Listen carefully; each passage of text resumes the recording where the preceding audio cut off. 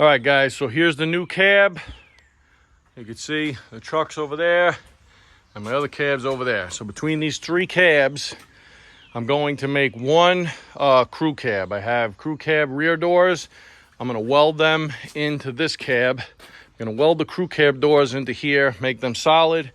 I'm gonna brace the inside down. I'll probably put 3 braces down to the floor.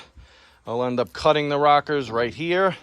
And I'll cut the windshield frame, something like this, splice this, and kind of peel the roof back up to get the little bit of extension I need. The crew cab doors end like here or something like that. I don't want to start cutting them up, so I'm going to cut the roof, and then I might just have to make a filler piece out of the other roof. This roof is absolutely perfect, guys. The rust is not too bad. My rockers are decent. The inner rockers, believe it or not, were kind of just like glued on the inside. So I'm going to rip them out. I'm going to tip the cab down onto its front. Hopefully I could get it to stay. And then I'm going to start working on the bottom. I'll give you guys that video in a minute.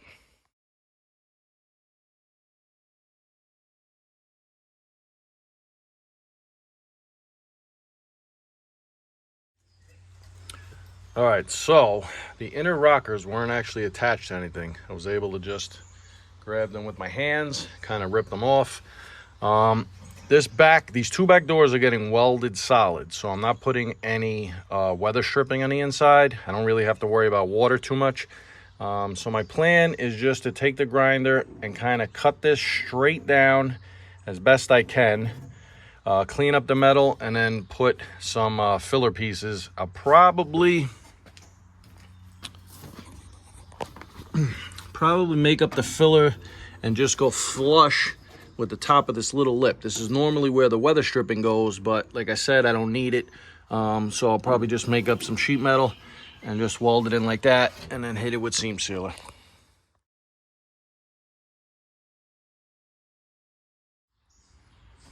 All right, I got a pretty easy trick here for you guys.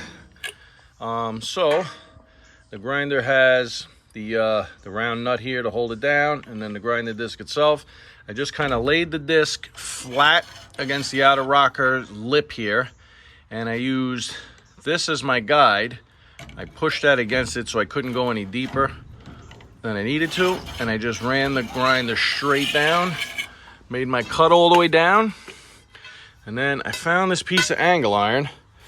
It's a little bit thicker than the sheet metal, but I think it'll hold up much better.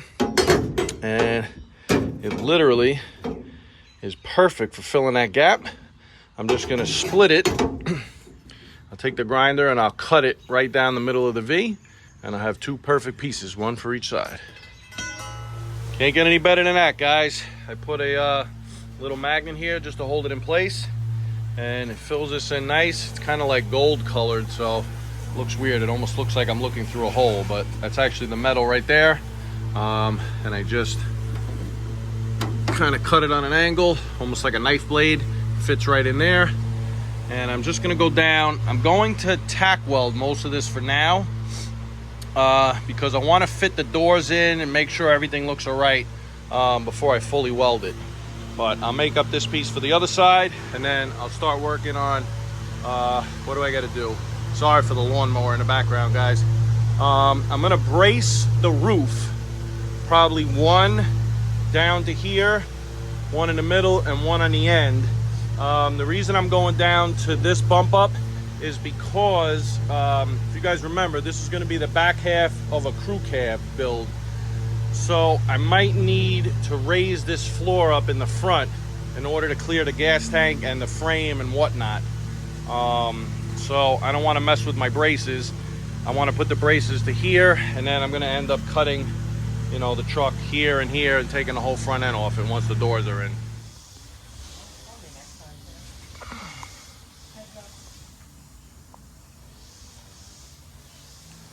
All right, guys, if you could see here, I cut out the windshield pillars, and I cut this corner out of the corner of the roof, I'll say here. I fit the doors in, they fit nice. I got this pretty much going straight. I'm gonna use the windshield pillar to make up the rest of this and fit it into the top of the crew cab door. I braced the inside, Nothing crazy, just some angle iron I had from some shelving. And then now I have this mark down here where I'm gonna cut, and I'm gonna cut straight across the floor. I'm leaving like 2 inches of overhang so I can trim it back once I get it on top of the other cab, on top of the truck, I should say.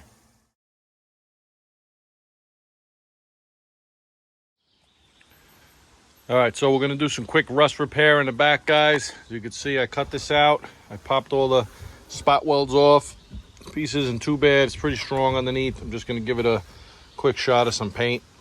Let me go over here. I had this full piece. I just cut out what I needed, and it lines up really nice, guys. Hold on a second. You can see lines up great. My only problem is when I come down here, this edge is very different than this edge. I think this might be a repair piece to begin with, but I'm gonna see if I could take, once I get this welded, I'm gonna leave this open right here. I'm gonna see if I could take my seat clamp, straighten this out, and then rebend it to match that. All right, so I tried to just put in this little corner up here, but then as I was working my way down, guys, this piece was pretty raggedy. So I decided to just make it up in 2 filler pieces. I like this ridge much better on this one. I left the bottom here just because I didn't have enough in the length. So all I did was take the vice grip, guys, and just on the edge here, I just bent it twice and kind of made the little lip match as best I could. Kind of lines up pretty good if you can see that. Just gonna zip that in and then call it done.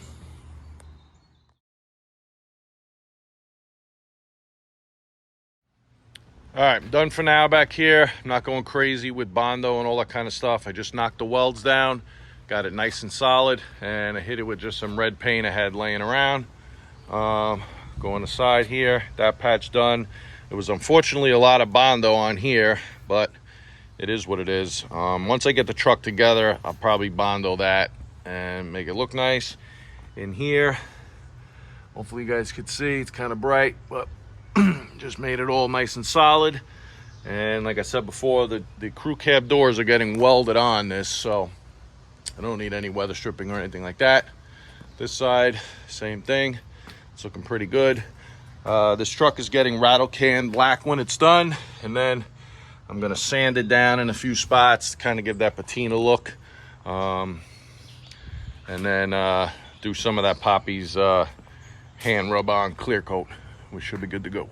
So my phone died on me yesterday and I was really in a groove. I didn't want to stop, guys. So I'm just gonna splice this in right now. I just took a couple of floor jacks, 4 of them actually, and I had some of this galvanized steel tubing. I just welded it to the top of these guys here. I just put a bead on each side so I could cut them off when I'm done. I'm not gonna rely on these completely. I put my gang box underneath there in the back. I probably could have put the gang box in the middle and just balanced it because the box is so wide, but I'm going to leave my engine hoists holding it for now, but also put these 2 jacks in the front and probably 2 jacks in the back. Or maybe not in the back, sorry. I just misspoke because I put the gang box back there. I'll probably just put 2 of these in the front. These things are kind of wobbly and I don't trust these welds going down onto the cast. They welded all right. They welded actually really good, especially for this being galvanized. Whenever you're welding galvanized, guys, this is very bad to breathe. I kind of hold my breath, did a quick bead, walk away because I was trying to get this done fast. But the proper way is to sand off the galvanized, you know, like an inch back, then weld it. But remember that, okay? Anyway, just wanted to splice this in, let you know how it went. Didn't go completely perfect. At one point, I let it down too quick and I didn't realize it was over the taillight. But I got 2 new LED lights that are going on this project anyway. Clean up this wiring, should be good to go.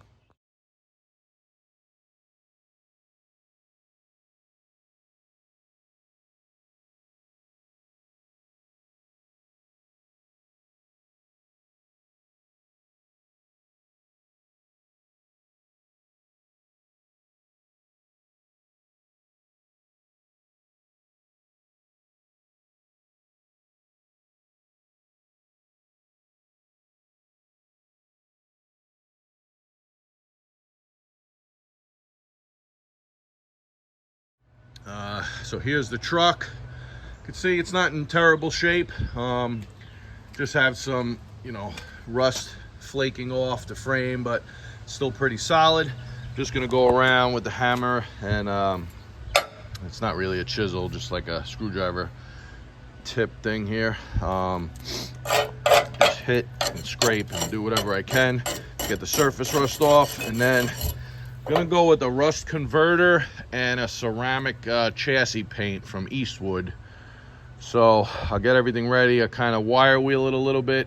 You know, clean it. I'm gonna pressure wash it like I think I said, and then get it all ready, and then I'll get back to you guys when it's done. All right, so the only other things I forgot about, this was an old welding truck, guys. I bought it as a welding truck probably 20 years ago, and I used it for about 10 years as my main daily driver. I welded, I did steam pipe welding, but it was more like set up for structural outdoor welding. And as the welders shrunk in size, it was just easier for me to throw the welder, you know, in a regular truck or the back of my car, something like that. Anyway, this is what they came up with for oxygen and acetylene tanks to do cutting outdoors. It was pretty ingenious at the time. This truck was really set up nice. The tanks would go, I'll walk over here for a minute. The tanks had 2 holes cut in the aluminum bed, and they would just slide right in, and then they had a half arched clamp that would just clamp it right to the back here. It's a pretty cool design. Anyway, I'm not using it for that purpose anymore. It's just gonna be for fun as a toy hauler. So I gotta cut all of this out of here. Down here, actually, now that I look at it, I might not have to cut it out. No, I will have to cut it out because the bed drops down. I really might only have to cut off these. All right, I'm gonna figure out what's easier. Either I just cut off the top, or I just whack the whole thing out. Oh, it's just welded in a few places under there, as you can see, guys. So it's not fully welded, thank God. And that one's just got 2 pieces of what look like 2x2 coming down. So I'll probably just cut the whole thing out. Then my idea in the back here, I'm going to be extending the rear of the frame and putting in a second axle right there. It's going to become a 6x4.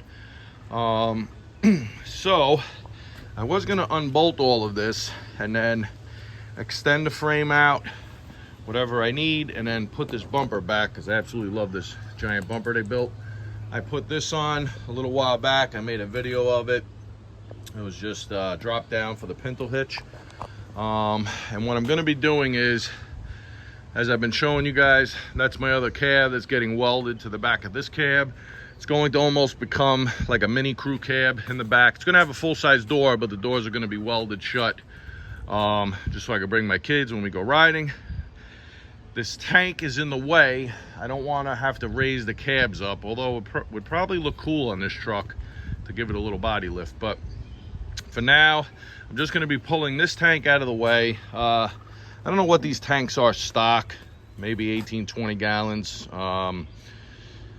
Obviously I could Google it, but for argument's sake, we'll say it's 20. I'm going to end up doing the conversion that everybody does to the Blazer or Suburban tank in the back. I think I could get a 25 or 31. I just have to see what I could do it with the fitting for the sending unit that I have for the carbureted system, and then I have to run the new fuel lines all the way to the back, but that shouldn't be a problem.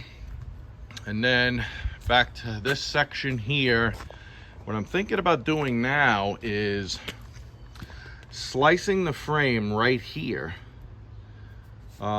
leaving this cross member, and then figuring out my distance coming back. This they welded in on my truck. I don't know if that's the way it was from the factory or those guys added this. For all I know, this frame might have been extended. I don't think it is though. Looks stock, but looks like going by these holes, it probably had like a cap in the back. For some reason, they put this C channel laying down, which is fine. So it's definitely solid. This is also here. I'm gonna try to not have the gas tank, you know, touching the rear bumper.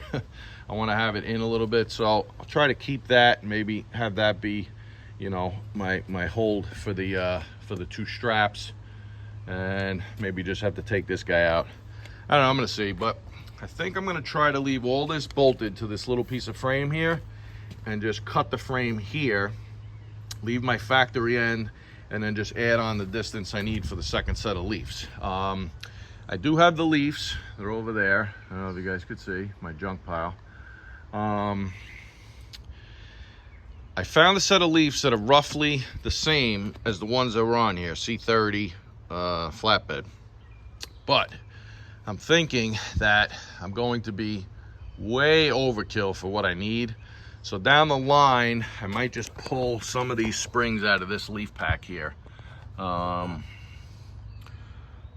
might end up doing that because I think my ride is gonna be almost as if I don't have suspension. Obviously, if anyone's ever done this before, you guys could chime in. I don't know if many people have.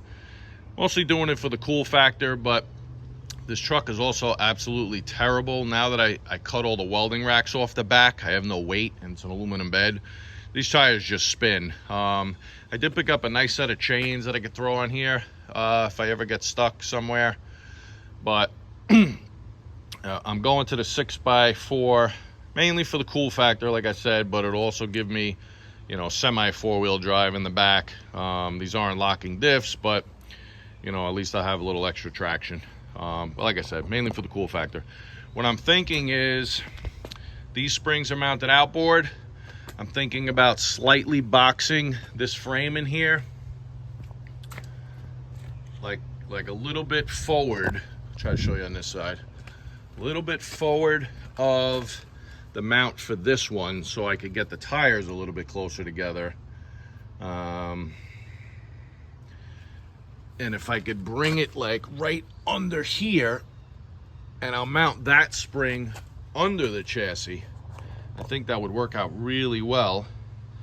Bring that spring back and mount it underneath the part I'm gonna add. But I'm a long way off of that right now, guys. Like I said, I'm just gonna work on getting this frame cut off, wiring disconnected in the back, get this piece removed, pressure wash the whole thing, get the Eastwood rust converter on it, and then the ceramic chassis black, and then that buys me a little bit of time. And then next, hopefully in the very not so distant future, I'm going to be cutting off the back of this cab and welding that cab onto it. But I have to remove the tank because as of right now, that cab will not go over this. The floor is going to hit it.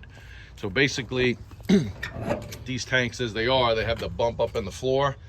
That cab still has this down in the front. So I either had to build the bump out going across, which is going to stink for someone sitting in the back. Their feet are going to be like up at their head.